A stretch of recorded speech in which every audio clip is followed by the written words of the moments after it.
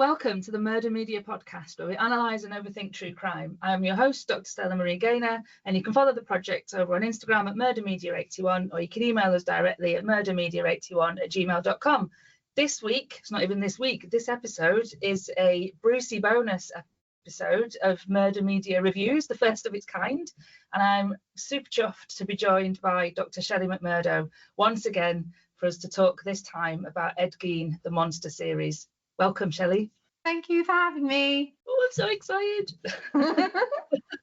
I really enjoyed that we kind of watched the series pretty much at the same time. I think I was an episode ahead. It was the best thing was the when I watched the last episode and just sent you reams of like text messages going, oh my god this, oh my god that, and then I thought it's like 11 o'clock at night, she's probably asleep, so sent a little sorry about that. I got excited. You went, no, it's just funny because that looks like my notes. You've just repeated my notes back to me. Yes. Got excited about the same stuff. What we're going to do is review rather than academically analyse. I don't think we'll be able to help ourselves. There'll be analysis in there, but this is more of a review of the 2025. It's only about a month old as we record this in mid-October. The 2025 Monster, the Ed Gein Story from Ryan Murphy on Netflix. So this podcast episode has a bit of a different aim than what we usually go for, with a reviewing slant rather than an analytical slant. And before we start, there is a kind of, disclaimer is not the right word, statement that I would like to make up top. So this series, the Monster series, be it the Ed Gein one, the Menendez one, which I didn't really enjoy, or the Dharma one, none of these series, but particularly this Ed Gein one, it's not a documentary, it's not factual, it's not meant to be any of those things. It's a drama, it's entertainment, and we don't need to dwell on what's real and what's not, or what did Ryan Murphy make up. And we'll have to talk about that stuff because that's part and parcel of it. But we're not here to say, here are all the things that are wrong with the Ed Gein monster story, because we just don't need to do that. I think it's irrelevant to an analysis of a piece of drama. And plus, I would say, like when we were talking forward, that I said there's enough people out there that go, these are the 35 top wrong things about this. It's like, cool story, bro. I don't care. I do care, but it's not what we're trying to achieve. So no, I don't. And if you want to know all the things that Ryan Murphy took artistic liberties with, then Google it. Yeah, Google it. And if you want a factual account of Ed Gein or Jeffrey Dahmer or Menendez, the two other monster series that Ryan Murphy's done, then there are books. There are really well researched, incredibly well written books. So for Ed Gein, I'd recommend Deviant by Harold Schechter, which is really brilliant if you want the factual account, or go to a documentary. But as we know, documentaries aren't just the truth either. I mean, you know this more than anyone else. They play hard and fast with the word truth. Before we start talking about the series, I am genuinely interested. Kind of what I've written down here is, what does Ed Gein mean to us? But I don't think I mean that. What does Ed Gein mean to you?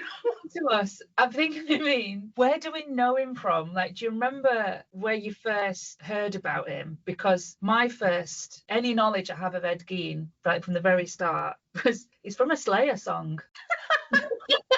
Isn't Dead Skin Mask? Isn't that about Ed Gein? Yeah. So for me it was Slayer. When I was like, when was that song? I don't know why. I just didn't expect the answer to be Slayer. So that's where I first heard of it, of him, of the case. And obviously back then there was no Googling to be done. So that was when I first heard the name. And then years later, when I managed to get hold of Texas Chainsaw Massacre and watch that, then I kind of found out about it. And then I read Harold Schechter's book. What about you? What does Ed Gein mean to you, Shellie? I think with me, it was a little bit like the reverse of that. So I watched Texas Chainsaw Massacre, and I think I've spoken to you before about, my older sister collected true crime magazines. Which she gifted to me when she moved out. So I watched Texas Chainsaw Massacre when I was maybe like, I don't know, 10, 11, something like that, around about the same time that my sister gave me these true crime magazines. And I think I watched it, and then my older brother said, oh, that's a lot of that is inspired by a real true crime thing. I was like, oh no, which one? And it's like, oh, Ed Gein. So then I went through my piles of true crime magazines that my sister had given me. And he was kind of part of that, when you first get into true crime stuff. I don't know if everyone's the same, but I was like, right, I'm gonna look at the big the big guys, Ed Gein, Ted Bundy, Jeffrey Dahmer, Charles Manson. It's like those are kind of like the quarterbacks of the football team of true crime. So yeah, I think that was it. I think it was Texas Chainsaw and then true crime magazines and then Silence of the Lambs a little bit as well. Yeah. Psycho, I didn't realise that was based on Gein until much later. I think it was until a student that I have was doing an essay about things inspired by Ed Gein, and this was a couple of years ago, so kind of wish they were a student this year so they could do it about this new one. But yeah, I never realised. It's obvious really when you think about it, but I didn't realise that was inspired by Gein.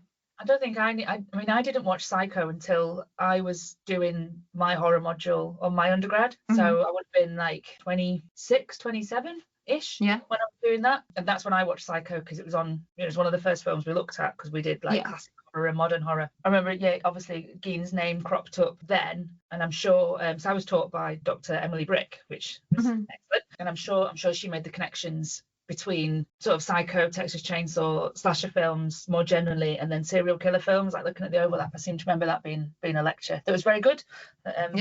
It was inspiring. I wouldn't have ended up where I am now if it wasn't for Emily. But we've been familiar with Gein for decades now. There's a lot of media that is inspired by Gein, so Texas Chainsaw being one, Silence of the Lambs, Psycho. There's Ed Gein, Butcher of Plainfield, which is given that we're in review territory, it's not the best film, but Kane Hodder plays Gein, and he was Jason Voorhees, wasn't he, for many films. So Victor Crowley as well, Hatchet. Oh yeah, God, so many crossovers with horror and true crime. But the Ed Gein, the Butcher of Plainfield film is quite interesting to me because it makes Ed Gein himself into a slasher killer. Like he's running around slashing people up, and he gets the chainsaw out and stuff like that, which when we compare that to the Monster series, and like anything, Ryan Murphy's not really doing anything new. No. At the start of the Ed Gein, Butcher of Plainfield film, which is hard to say, it's got the title cards in the trailer and at the start saying that Ed Gein inspired Texas Chainsaw and that it inspired Psycho,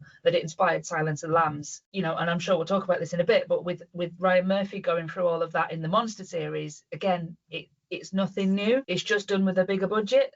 It's just a bigger budget and a bit more kind of glitz on top. Yeah, it's the Netflix gloss, isn't it, coming back again to fold it into Ryan Murphy's aesthetically driven, really quite formulaic style that he has. And I enjoy the style. I love it. I love American Horror Story. I love everything that he does. But it's, he's got a certain look, and he's just folded Ed Gein into all of that. Yeah, it was explicit at times, and it was gory and sensational and tasteless as fuck at times, but it's not new. No, I would agree.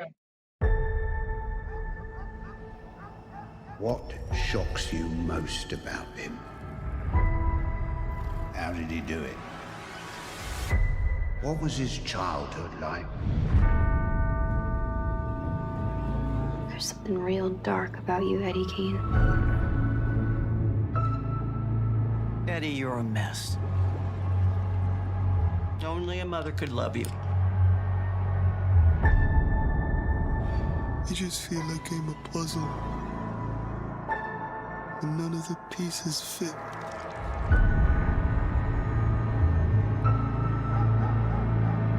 You're the one who can't look away. Just go slow and steady. Take your time, sweet boy.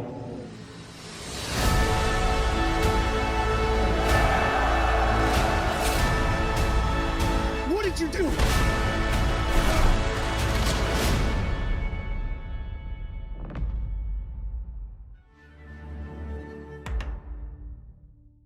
Right, so how should we do this?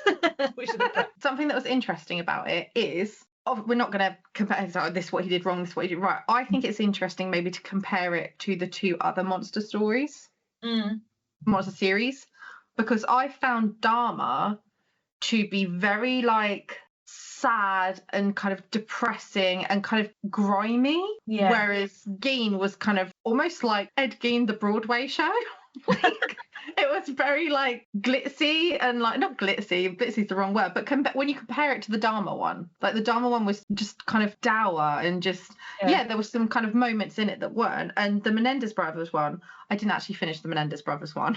I found that one a slog to get through. I think I watched like the first 3. Yeah, I feel like the Menendez one is somewhere tonally like between Dharma and Gein. But yeah, when I was watching the Gein one, I just kept thinking of the Dharma one and being like, oh, this is a bit different to the way he's approached this kind of content before. I'm sure there's people out there arguing that it's gothic, and I guess there are gothic elements of it. And in the gothic-y bits of it, and the production was brilliant, and I thought lots of it was very beautiful to look at.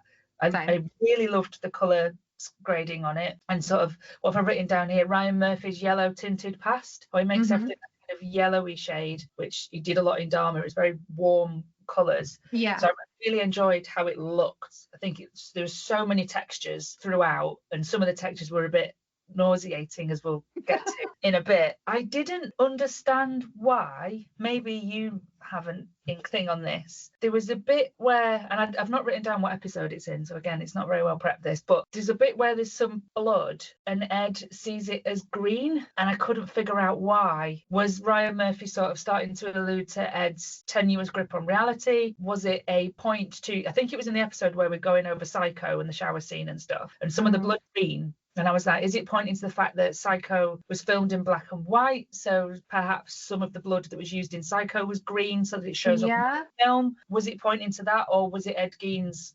starting to lose slowly to slip? Yeah.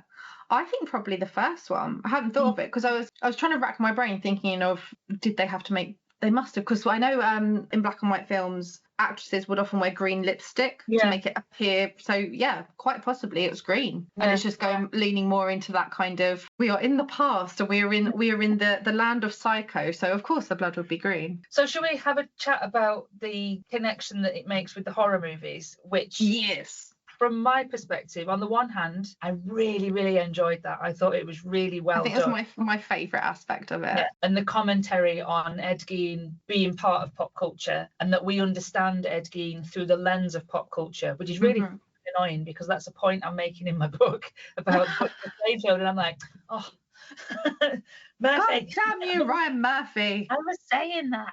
But yeah, I really liked that it did that. I really liked that a lot of it felt like it was American horror knowledge 101, which I also really enjoyed as well. But then it also felt like it was a little bit privileging the horror fan, which I've enjoyed. We don't often get privileged. No, we really don't. So I enjoyed those nods to these really important horror texts. Are you dying? Shelley's dying. I'm fine. I'm fine. She'll be right back. So I really enjoyed that. But yeah, I was just a bit like, Ryan Murphy's making my point. Yeah. So I might have to rewrite it slightly or put a footnote that says, I wrote this. I did think of this first. Yeah. What did you reckon to the Psycho episode in particular? Because it was mostly in one episode, wasn't it? I think my favourite aspect of the series was that, like you said, like horror history 101, and that idea that Gein is kind of threaded through horror history. I thought the Psycho bits were probably my favourite bits. Yeah. Like just the way they looked, like the costuming. The guy that they got to play Anthony Perkins was just, he didn't look like him, but he really reminded me of him. Kind of the way he walked, because he's like a hunched tall boy kind of walking. I loved the Alfred Hitchcock stuff. I thought that was really good. Like you, like that was my favourite aspect of it. And I loved how it was this idea of him being threaded throughout horror history. And I also, not sure if I like this or I just need to talk to someone about, I don't know. But it was shooting right to one of the last episodes, how Ed Gein, it felt like, because he was so threaded through it and because these narratives were happening at the same time, it was almost like Ryan Murphy was saying, oh, Gein is one of these horror film monsters. He was kind of not going, well, this is real life and this is fictional horror. It was almost like, especially at the end, like my favourite scene when they're all in the cemetery together, because it made me really happy that he's one of them. He's one of these horror film monsters. Is there some sort of commentary that Ryan Murphy's trying to make about how we're now, that the story of Gein has been told so much that he is essentially like Not a real horror anymore. film narrative? He's not real anymore. He's like the boogeyman. I don't know. But yeah, I think the Psycho stuff was excellent. One thing that I really liked that I picked up on, it was in the second episode where they kind of go back to the Psycho story a little bit. Yeah. Oh no, sorry. It was when they went to go see, when Hitchcock goes to go see the Texas Chainsaw Massacre. I loved all those in the I cinemas. loved that. And I had this idea in my head when I was watching it, how, you know, Hitchcock brought out Psycho and that kind of changed the landscape of horror. And everyone was so frightened.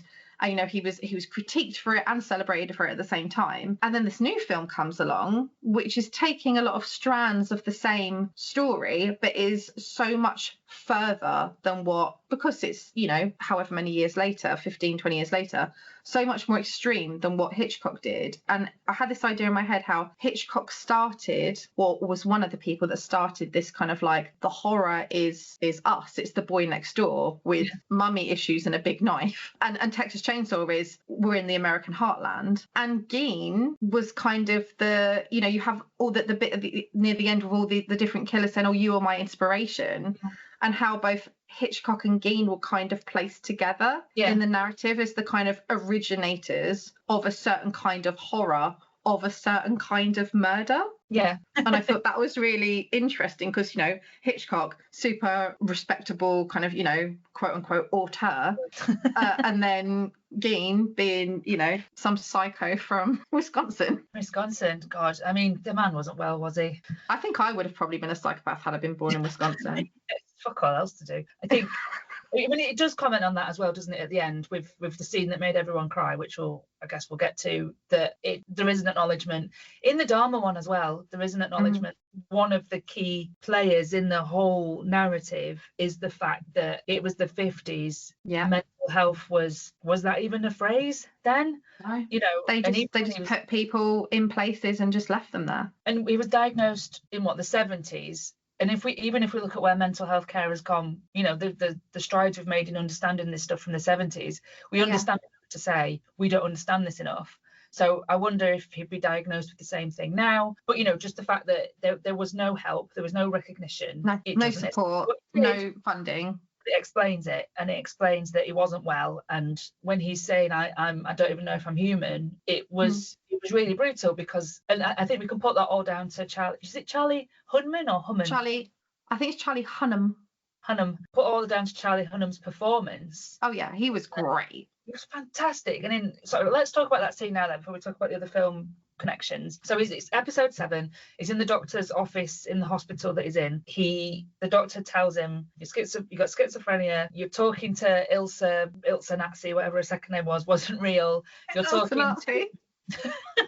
you're talking to the trans woman actor, that wasn't real.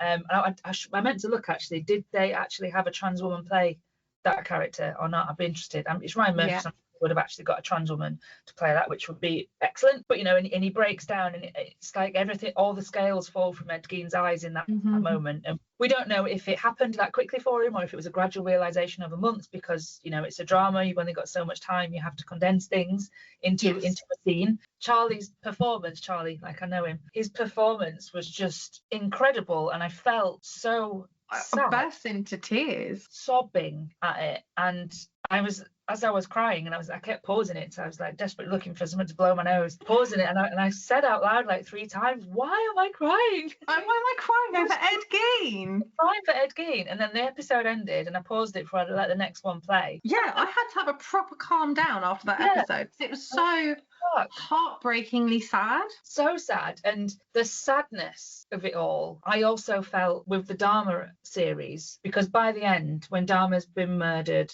and I think it's the final sequences with his father, his son's dead, all these young men are dead, all of those things, it's just like, oh God, it's all just so fucking sad. Yeah, that episode was just heartbreaking for all of the reasons around the lack of help, the lack of support, the lack of understanding, the people that have died, the horrible realization that this character in this entertaining drama realizes everything that he's done. And there's a line that he said something like, and I shot and I murdered my friend Mary Hogan, and it's just like, the character Ed Gein, not the real one, because we don't know if that happened. Yeah. is as a piece of drama, like you said, it was absolutely heartbreaking. The bit that really got me as well, I'm not sure if it's in the same episode, it might be the episode after, where he first gets given medication, and Yes. he's not got on with that nurse. He's had these fantasies of killing that particular nurse, and he hugs her, and I was like, because imagine being inside. I mean, we don't know if real Ed Gein felt like this, but it's strongly implied in the series that the character of Ed Gein, he's done these things, he's often confused about whether he's done these things. He's just had this dream where he's murdered this nurse and she's alive, and then it's almost like someone has gone, take this and you'll be all right, take this, and all of that stops. Like, imagine your worst enemy could give you that pill, and if it was going to stop all the shit going on in your head, you'd hug them too. That bit really made me like, oh god. I cried again at that bit. Yeah, I'm sure that was in the last episode then, because the scene in the doctor's office, near enough at the end of episode 7, isn't it? After he's had the conversations. Yeah, after he's been on the radio thing. Let's not start crying over Ed Gein again, shall we? On social media, so I follow Netflix on social media, and they do like promotional clips of things. And one of the clips they had running was it yesterday? What the hell day is it? It's Thursday, so it was yesterday. So before I was set off to go to the train to go to work, I was just sitting on the sofa scrolling through social media before I set off, and it was like 7 o'clock in the morning, and then there was the Netflix went up my feed on Facebook. It was that clip of the doctor's office, and I watched about 10 seconds of it, and my eyes welled up straight away, and I was like, oh, no, I've just done my makeup for work. And I can't cry over you now, Ed Gein.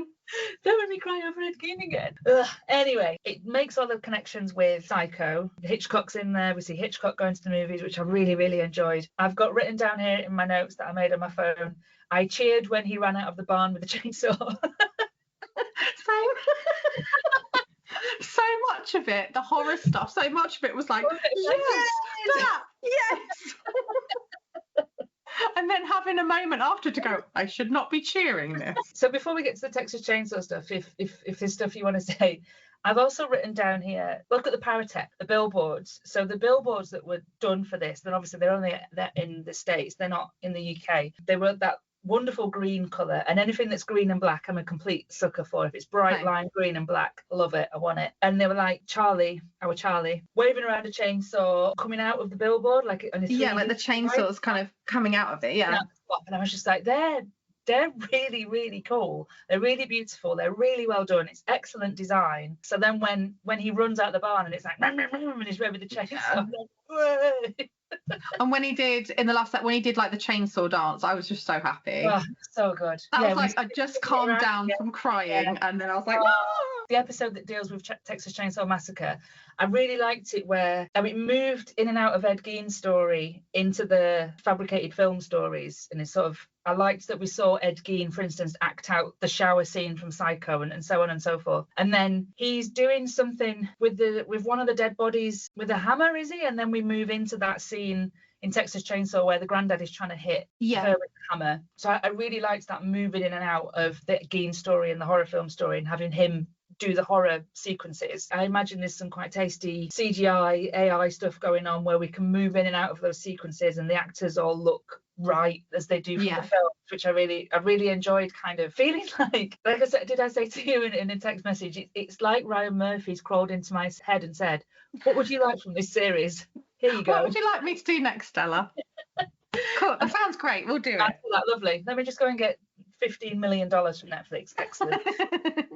More probably. Obviously you've missed your calling in life. You should be Ryan Murphy's consultant. Really should be. Ryan, if you're listening, give me a ring.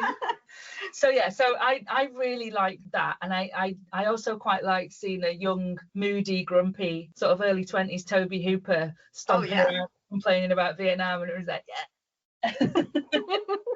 It was like you said, it's everything I wanted. And did you love as well, you said earlier about privileging the horror fan. Yeah. Did you love how, like, a couple of seconds before something happened, you were like, I know what this is going to be. I know what this is going to be. This is going to be Texas Chainsaw. Yeah. I was either really excited at the horror stuff that was being handed to me on a plate, or I was crying or I was going, oh my God, that's disgusting. Because I think you said, episode 5 did it for you on the disgusting scale. Yes, there was so much of it. So I've got written down here, privileging those in the know. Episode 4, Hooper, he did see a chainsaw in a store and wonder what happened if he went apeshit. Toby Hooper said that in many an interview. I think there was a big queue, or it was really crowded or something. He said, well, what would happen if that would be a good way to get to the front of the queue. So he plays that out, which I really enjoyed. There's the news report from Nixon. I really like it when I love news reports and adverts being put into fictional stuff. I always really enjoy it. Then I put retrofitting Gein to the pop culture monster we know him as. We've already talked about that. Then I've got necro scene made me feel queasy. Sound effect when he moves her leg. And then afterwards he says, how was it? I remember this. He did what? So after he's done defiling the corpse on his kitchen table, he Poor says man. to her, how was it for you? Oh, I've forgotten that. Oh. But yes, it was the sound effect. What was the sound? When he moved her leg to pull the tights off Like a bit crunchy. creaked a bit. Oh. But it is that Ryan Murphy over the top. Like, of course he was going to put a creaky noise in. It's so grotesque. The grotesque almost to the point of comedic, but just shy of comedic. Yeah. But sometimes you laugh and you're like, I am a terrible person. Yes. For me, it was the kissing that got me. It was the kissing. And then, because of what I used to do for a living, my friend texted me and went, can I just check the logistics of this? And I was like, this isn't the kind of conversation I want to be having at 3 p.m. on a Sunday. Whatever. I've got, the necro scene made me feel queasy, basically. I had a physical reaction to it, which, without sounding like a wanker, we watch so much horror that there's not many things that I feel it. Like I will have an emotional reaction, like, ugh, or it might make me. Oh, gross. Yeah, but I felt. But not that honest, like, oh. Yeah, I felt gippy. Yeah, because you were one episode ahead of me, and I remember you texted me and said, "See, episode 5 is that's." Oof. Yeah. And when I got to it, I was like, oh, and I didn't get the same thing as you. My one was, it might have been episode 5 actually, or it might have been earlier. Do you know when he took the tights off the corpse? Yeah. There was something about the sound that made me go, ugh. Sound was kind of, the noise was kind of like the fabric stretching. Like the nylon-y kind of. Yeah. Almost like when you put on tights and the tights kind of creak when you put them on. Yeah, creak is the wrong word, but. And then there were kind of, obviously some like moisture. You honestly look like you're going to be sick. If we're looking at this as a piece of entertainment, which we are, there's a lot to be said there for the sound effects team, for the people making the model, the dummy, or if they got an actor to sit there. I'm not entirely sure. The makeup team was spectacular. Amazing. So all of those people working on that to make it have such to give it that, to make you have that reaction. Exactly, to make us go bleh. It's quite a lot. And then in the post-production, all the color grading, all the lighting that was done to make us see all those textures enough to make us be like bleh.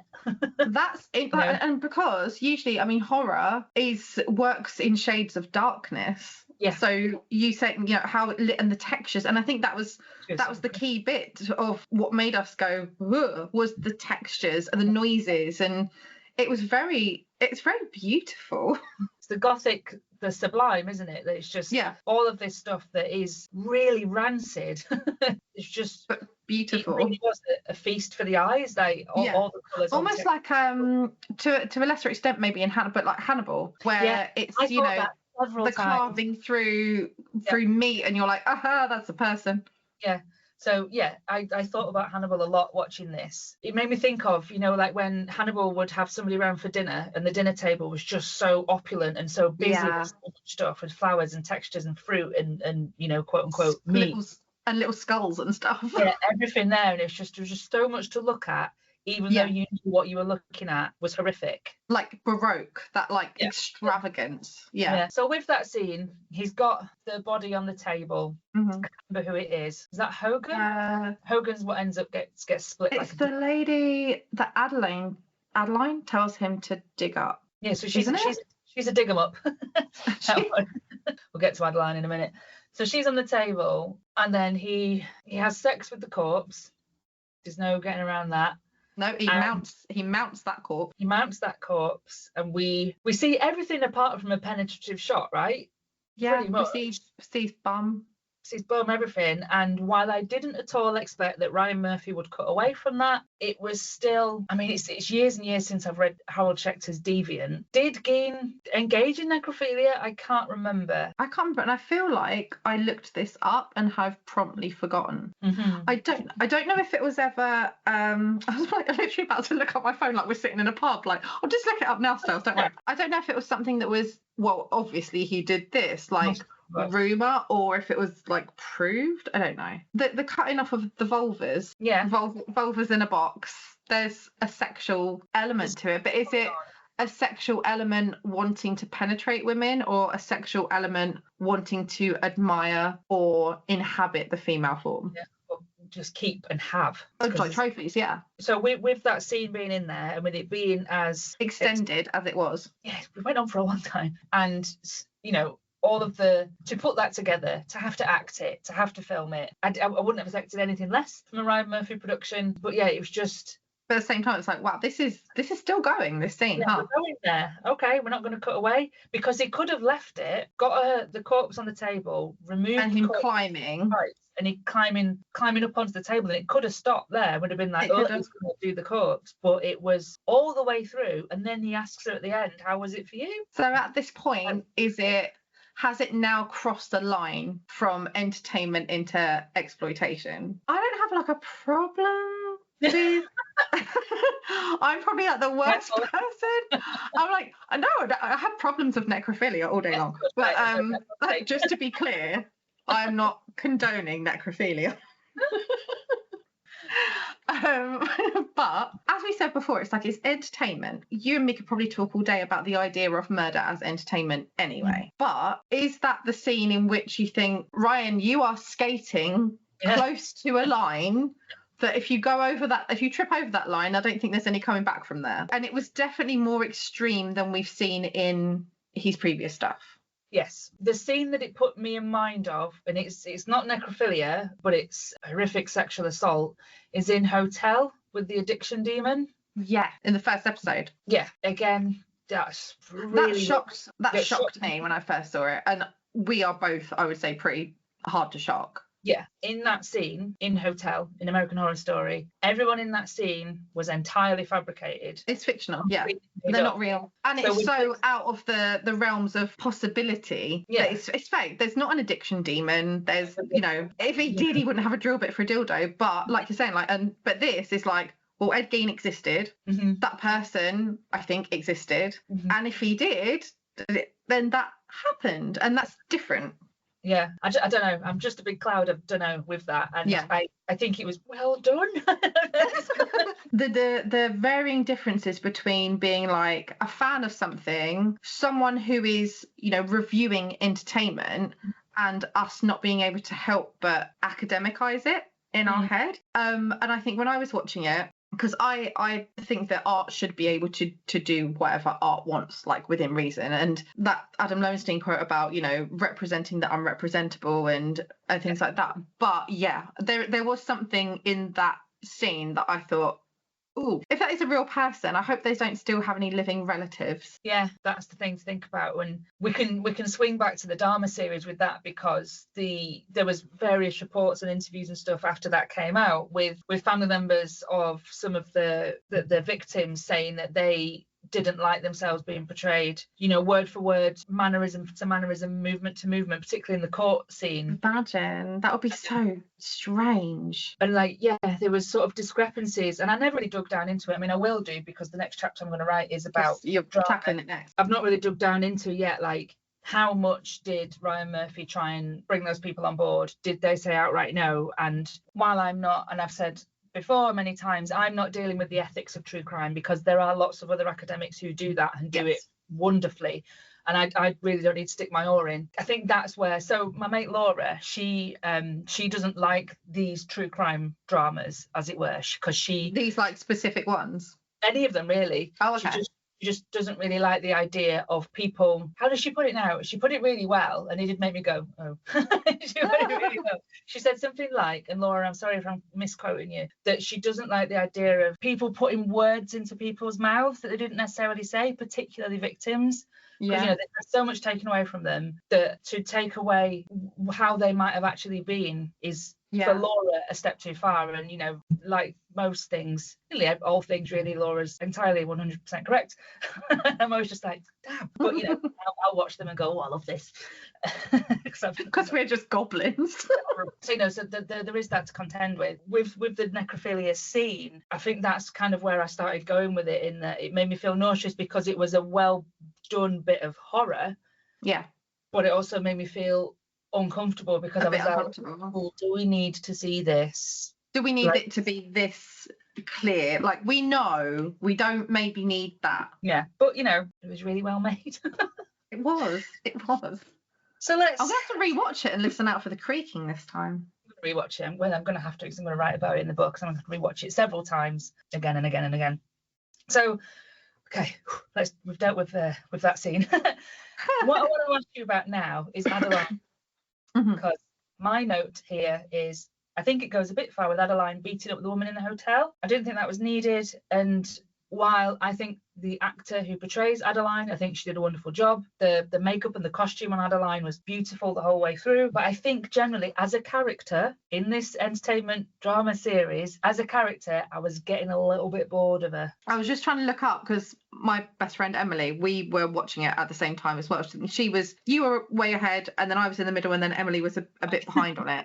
So I waited for her to finish before we talked about it, but she was sending me stuff, and she had this really good point about Adeline, and I'm trying to find it in my messages now, but we were talking about, like, the character of Adeline loosely based on a real person, right? Yeah. This woman who, she come out later and said that she was kind of misquoted and that she didn't know Gein at all, right? But she, not that we're talking about fidelity, but very, very loosely based on this person, because she looks nothing like the real person. Yeah. I felt a little bit, like you say, like the beating up the woman in the hotel was kind of unnecessary. With this character of Adeline, are we kind of giving Ed Gein an out that, he would never have thought of digging someone up. He would never have thought of necrophilia.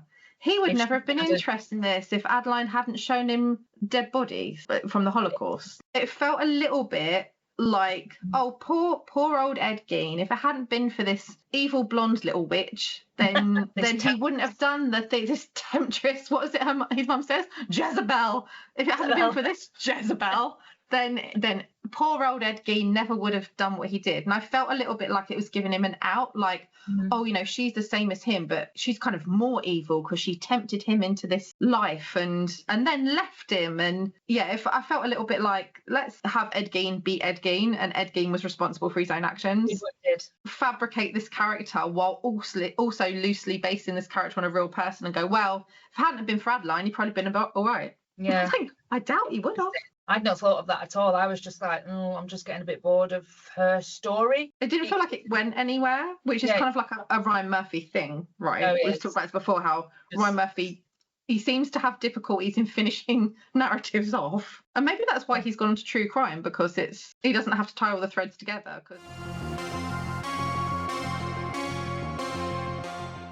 So where have I got to in my notes? I've got here, I've made a note about Adeline, the auction of all of Ed Gein's stuff. I was like, was that the first murderabilia, perhaps? Maybe. And then I've got made him truly monstrous. What Gein has become, I think, in sort of true crime land, is a bit of a teddy bear figure. Because he was a quiet, unassuming man. And I think there's also an element to it. I don't know if you feel this way, and it was definitely something that I think Ryan Murphy was playing on in it. That you have all these serial killers throughout history, especially Ted Bundy, like you've talked about this before, how Ted Bundy, he's a genius. Did I bring up Ted Bundy again? Oh, he is. Oh, that's really unlike me. My boy Bundy. He's always, I held off as long as I could, and then my brain went, Bundy! He's always presented.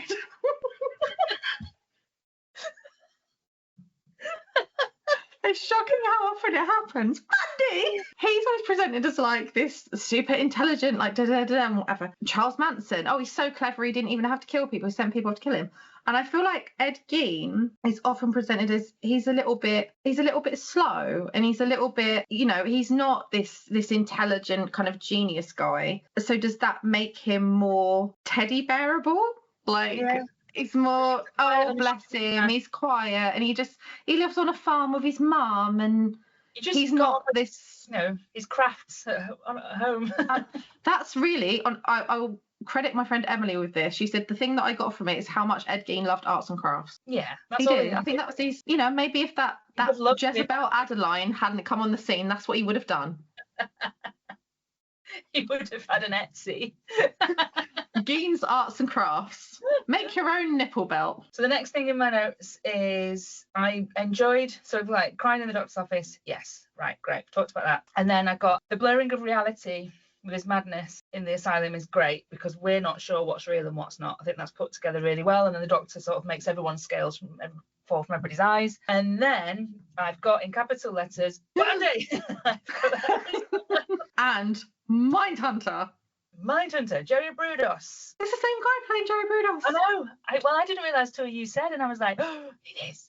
And he plays it very well. Imagine being that actor. So you've been typecast very specifically as Jerry Brudos. Fucking hell. I hope he's There's going to be more wanking into a shoe, I'm afraid. I quite liked or was puzzled by, and I'd be interested to know what you think, with the scenes that we got with Bundy, we never saw his face. So what's come out since is there's going to be more monster series. That's what I was thinking. I didn't know that this had come out, but that's my assumption was they don't want to show Ted Bundy's face because he's the next series. And maybe they'll recast it so they can't have Bundy in this and then change Bundys. That's what I was wondering. So it's like, why? Because I was like, oh, maybe because I thought because they were going to do more serial killers, that was becoming clear. But then I was like, oh, you're showing everyone else's face. Why have you not shown us Bundy's face? What I did think in that very short snippet of dramatising Bundy's crimes is that it made it really fucking disgusting. He was horrible to those girls. We've got necrophilia going on from Bundy. All of it really, really gross. And I was like, thank you, finally showing Bundy to be a fucking monster. It reminded me of, do you remember the Bundy film that came out in the early 2000s? Yeah, it's just called Bundy. Yeah, that was far more like gritty and nasty and like he's a bad person. Like it reminded me of that. But the guys, I was really impressed by the actor's physicality. Even though you couldn't see his face, as soon as I saw that, I was like, Bundy. I think I did actually shout Bundy. And my husband went, oh, Shellie, your boyfriend's turned up. Well, I'm always watching this stuff on my own because Emma's not interested and Owen's certainly not watching them with me. So I'm yelling at the television by myself. On your own, lucky. I've told you before, we live in a semi-detached house, so that there's a wall between us and the neighbour's house. The neighbours can hear us, we can hear them. So I can hear them like putting their spoon in their cereal bowl, so they can hear me going Bundy, crying and then yelling, "It's Ted!" And then, oh my God, it's Jerry Brudos, and so on and so forth. And it's Richard Speck. So they can hear me yelling all these things. I don't know what they think we do. But yeah, I appreciated them showing a tiny snippet of a monstrous Ted Bundy. The Jerry Brudos scenes, I've written down more fucking tapes. Oh my God. Oh God, yeah. This last bit with all the other serial killers was essentially lots of the commentary coming together, I think. For as much as the final episode was felt very American Horror Story Asylum, particularly with all the dancing. And it felt very bitty. It was all over the place. Tonally, it felt very American Horror Story. And I've written down here that it was like a treatise on true crime, on fandom, and on the place these killers have in culture. Yeah. Basically. I really liked because I loved Mindhunter so much. Yeah. Like, I made it my whole personality for like at least a year. I loved it so much. And as soon as I saw the outlines of those two people, I was like, it's Tension Holden. So it's not Tension Holden, is it? It's Robert Ressler and, what's the other guy's name? Robert Ressler and the other guy. The other guy. that Holden and Tench are based on. But I went, it's Holden, and they look so much like, or they don't look like them, but they've got like same haircut, in certain same kind of facial features. And you know what I thought? I wrote down in my notes, he finished Mindhunter for me. Yeah. Because I always wanted Mindhunter to get to Bundy. Yeah. And they didn't. And I was like, he's finished Mindhunter for me. Now I feel like I have closure on Mindhunter now. But I thought it was really interesting using the same actor to play Jerry Brudos. And even down to like, I don't know what she was called in, but Wendy from Mindhunter, the actress that played the Wendy person, like the hair, the shirt, everything was like, this is perfect.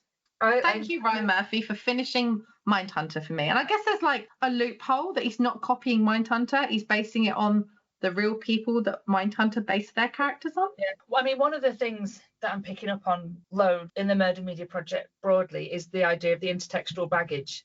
So what do people, be it actors or stories or films or whatever, bring with them? So it's quite interesting to have, say, Zac Efron play Ted Bundy, because his intertextual baggage is wild, coming from High School Musical. Yeah.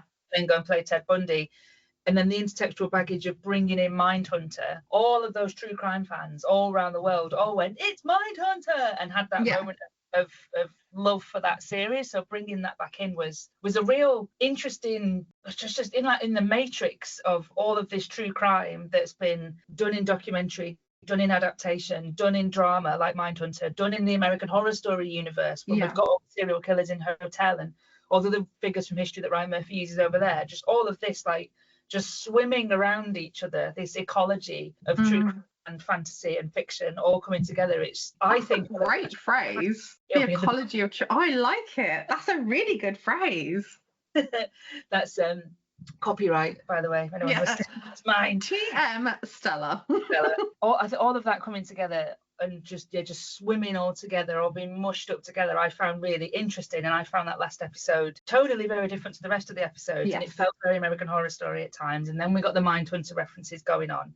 And then I found myself crying again. Yeah, so we've got the dancing scene, and then we've got the scene where he does die. It's like, why am I crying again? I didn't die when I didn't die. No, I didn't. I didn't cry when he died. Allegedly, I didn't die. But the bit with the teenagers in the cemetery, and then it's like, I've always had a soft spot for monsters, and it's like and this is so silly that this thought come in my head where I was like, oh, he's not alone anymore. Yeah. He's with all the other monsters in the cemetery. And it's like, just really good at upsetting myself and thinking stupid things about serial killers. His tombstone was stolen. It isn't there. I think his father's tombstone is there, and Mary Hogan and the other woman that he murdered, whose name escapes me, I apologise, they're buried in the same cemetery, because obviously they're in the middle of fucking nowhere. So, that was, if we're talking what's true and what's not, his tombstone was stolen. I don't know by who. I don't know who's got it. But bloody hell. That'd be worth an awful lot of money. The final image of the film, I think it's the final image of the film, and then I've got some other notes about some of the bollocks that I was thinking about afterwards. So we've got Ed and his mother sat on the porch, and it's daylight, and the rest of the film has been so murky, so dark, so saturated in those yellow tones, those green tones, the very cold colours in the asylum. Almost like the yellow and green being like a little bit like Platinum Dunesy. Yeah. Like a little bit House of Waxy. Yeah, it's just soaking in horror. It's a horror drama. It's not a true crime drama. And I'll get to I wonder, I'd love to get someone who doesn't watch any horror to watch it and see if they enjoy it as much as we do. Like someone that likes true crime but doesn't. I think usually the two things go hand in hand, right? But if I can find someone, one of my students maybe. If there's anyone out there that likes true crime but not horror. The students that I teach, because they're media and communication students, they're not film students, so lots of them don't really watch much film. So I wonder if I can find one. So that's it, that final scene, if we can even call it a scene, a sequence. Ed and his mother are sat on a porch and it's daylight and it's very bright. Was that heaven? Yeah, that's how I read it. Like it's some sort of afterlife and they're back together again. Yeah. It's daylight and it's bright and it looks like a really nice day and they're drinking lemonade on the porch. I kind of wish that scene didn't exist. I kind of wish it had ended in the cemetery. I would have put it, yeah. I would have ended it in the graveyard with when he's spinning the chainsaw around. Because that's a perfect ending. Yeah. So before we get to like final thoughts,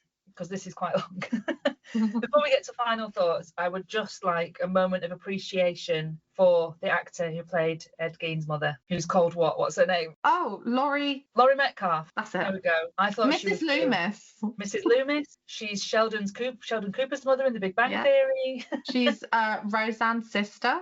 Roseanne's sister. She's always such a joy to watch. 100%. She's so good, and I didn't realize, I didn't know she was going to be in it. All I knew who was playing Gein before I watched it. So when the first scene with her, I was so pleased to see her, as I always am. And I thought she was brilliant all the way through. And I liked that we brought, like, her voice was there when Ed was kind of hearing her voice, when he first starts crafting, should we say? Yeah.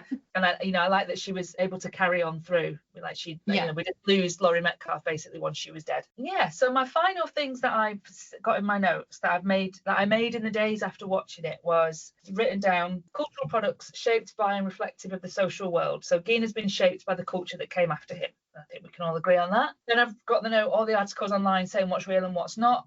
The discourse online just seems to be pulling apart about what's real and what's not, because our image of Gein has become so wrapped in these fictional monsters. And then I've got the phrase true crime drama. So on the Netflix homepage, when you open Netflix, if Ed Gein monster is being advertised to you, they're saying true crime and drama, or it's been described as a true crime drama. And I think that's just a paradox, because I don't think you can have a true crime drama. How can it be both? Yeah. Inherently fiction, right? So the true in true crime is already doing a lot of work. Crime drama, yeah, fictional crime drama, but true crime drama I don't think works as a phrase because it's paradoxical, which is why I use the term murder media, because I'm not saying that any of because that these covers it. You're not talking about truth or falsity. Yeah. And then the last thing I'd scrolled into my phone was, I was wondering why perhaps lots of the discourse online is sort of pivoting around what's real and what's not. That is there a tension in this series between authenticity and shock value? And the Gein story is a shocking story. It doesn't need to be embellished. It's shocking enough. Yeah. So is that what people are struggling with, perhaps, that it's been made more than it is? Something that we haven't touched upon yet that kind of relates to this is, I think it's in the last episode, or it might be in the episode before, when he's told he's dying and the nurse says, you should set the record straight. You should tell your own story. And he says, well, so many other people have told my story. They seem to know it better than me. And it was such an odd, maybe super clever, maybe super foolhardy, I haven't made my mind up yet, thing for Ryan Murphy to put in a series that is so obviously embellishing, leaving out, inventing. It's like, it's just such an odd thing to do, to draw attention to that in it. Well, I think that's the thing that Ryan Murphy does all the bloody time, which really bugs me. In lots of ways, he's really, really good. And I think he can be absolute genius of television. Yeah. If you look at everything that he's made, from Glee to American Horror Story to American Sport. And the world building of American Horror Story alone is like, whoa. There's so much good stuff. And then he frequently then just drops into the basement of like GCSE fucking or A-level filmmaking. And you go, Ryan. Like, banging you over the head, self-reflexive points like that. Yeah. And it's just like, you don't need to hit me in the face with it. Yeah, you were going really, really well until you made that really obvious point. Yeah, it's like he's saying, once more for the people at the back. Do you think it's maybe he's, because a variety of different people are going to watch it. Do you think he's maybe making sure possibly everyone's on the same page? But then I was confused what the page was. Like, are you saying that you're the right person to tell the story? Are you saying that no one is the right person to tell the story? Like, I don't know what you mean, Ryan. Yeah. Well, we've just been through it. We've seen The Psycho. We've seen The Silence of the Lambs. We've seen Texas Chainsaw Massacre. Is your commentary? Are you saying that those films should have happened? Yeah. Or that you're better? Story? Or what? Or are you just beating everyone around the head with the fact that, which I think the overall point. Did you know that like lots of stories have been made about Gein? Exactly. So when we were talking about Butcher of Plainfield before, it's like, dude, you're not the first to do this. Yeah. You're not the first to put Gein in a horror world for a start. I was thinking Deranged as well. The film Deranged. Yeah. God, yeah. And we didn't need Gein and his mother sat on the porch drinking lemonade. No, I think it would have been perfect had they just had a line either. No.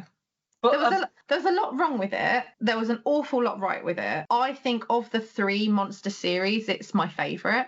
My favourite, yeah. Because it was so brash. It's just tasteless as well. and it wasn't. And the thing that I like about it is it wasn't pretending to be. Yeah. I find sometimes stuff will come out and it's like, this is a really The Staircase with Colin Firth and that, this is serious and somber and I really liked it, but at times I was like, this is pretty fucking tasteless too. Yeah. Like you're just pretending it's not. Whereas they just had their HBO hat on. It's like, like this is quality true crime. It's not TV. It's HBO. It's fucking. It's not true crime. It's HBO true crime. Well, But this was so unapologetically brash and tasteless. unapologetic. And that's not to say it was bad, but it was gorgeous. It was beautiful. It was wonderful, but it wasn't pretending to be highbrow.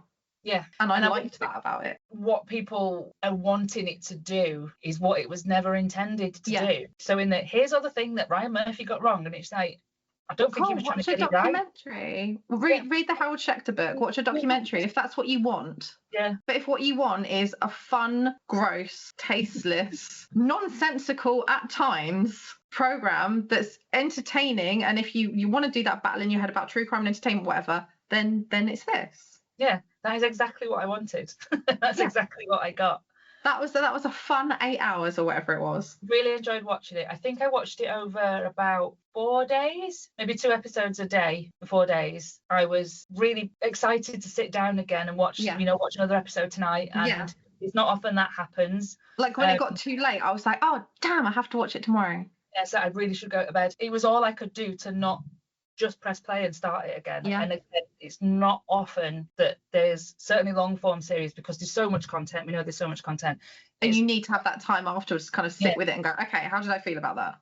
Yeah, but it's not often that I'm like, brilliant, let me watch that again. You know, we can have the caveat, we know it's about real people involved, and that never leaves my mind. But this was just, I would call this a romp. I mean, that's what he was trying to do with that person on the table, a romp. I was thinking though, like, about being real people. So if people's problem with this show is that, you know, it's the Ed Gein story and it shouldn't be made to be sensational, it shouldn't be, well, what do you think the Texas Chainsaw Massacre is? Exactly. It's like, so it's okay if we change the names. So you could say that's the Ed Gein story with a lot of details changed. He's just, Leatherface isn't called Ed Gein. It's like, it's the same thing. So is it only offensive to you if he's called Ed Gein in it? Yeah, so you know, why you're not pissed off about Ed Gein, the Butcher of Plainfield? Or I think there is another film as well that is just called Ed Gein. There's loads of it, and it's like, maybe there's an element of the Charlie Hunnam casting as well, because Ed Gein was not a good-looking man. No, he's a very good-looking man, isn't he? He's not my type, but he's not. He's not my type. I'm not really that arsed, but I think now that he's just fucking everywhere, and I keep seeing him in interviews, I'm like, he's an attractive dude. He's an attractive dude. Yeah. He's not Ted Bundy though. Joking. Don't hide your face. I'm joking. I think I've been through all of my scrolled notes. Yeah. Any further points, or are we done? I think we're done. Like I Mindhunter, Hitchcock, and starting things and finishing things and stuff. I'm very much looking forward to seeing what Ryan Murphy, like, if he's going to do Bundy next. Like, I'll die of happiness. Well, Lizzie Borden's next, isn't she? That's in production. Yeah, it come up at the end, didn't it? But yeah, my concern with Lizzie Borden is, you know how the Menendez series, there was one murder, well, a double murder, and then the rest of it was other stuff. Yeah. And I didn't feel, not that I'm saying that there should be more murders, I didn't feel that the one event was enough to sustain all of that. So with Lizzie Borden, she murdered 2 people, allegedly. I mean, it doesn't matter. I don't think she did it. I think, obviously, it was John. It was John! But I'm not sure that's enough to sustain. Maybe it's going to be a similar thing as the Menendez. It's going to be more about other stuff that was going on, which will be a bit disappointing after this one. Yeah, because we're going to get one event with the axe murders happen, and it is your classic axe murder, which is good. So once that scene's out the way, and I'm sure that scene will be fucking spectacular. Oh, it'll be great. Then what? Yeah, there's not 7 episodes of what after, is there? But I'm going to watch it. Yes. Of course, yeah. Are we going to text each other furiously throughout? Yes. Brill. Oh, well, thank you so much for talking to me about it. I feel so much better. I've got it all off my chest. You don't have it in this little glass cage of emotion inside you anymore. Well, we've unloaded our Gein stuff. And that's actually been really helpful, because the Gein Monster series is going to go in the book, and it is good to unpack it and talk about it a little bit, and to think about it out loud and not have it all rolling around my head. Hey, you don't want Ed Gein rolling around inside your head. Right.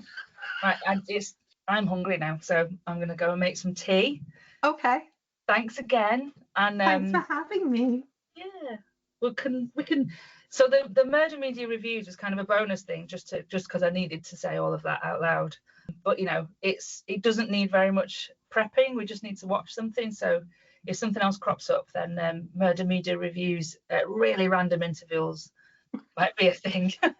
Might be a thing, might not. Depends on how the next monster series goes. As far as the Murder Media podcast goes, that will be back. I'm not going to make a promise when that's going to be back, but realistically, after Christmas. At some point in the future. Unless we watch something in the meantime that we get desperate to talk about. So, yeah, thanks for chatting to me, and I'll speak to everybody whenever. Goodbye. Bye.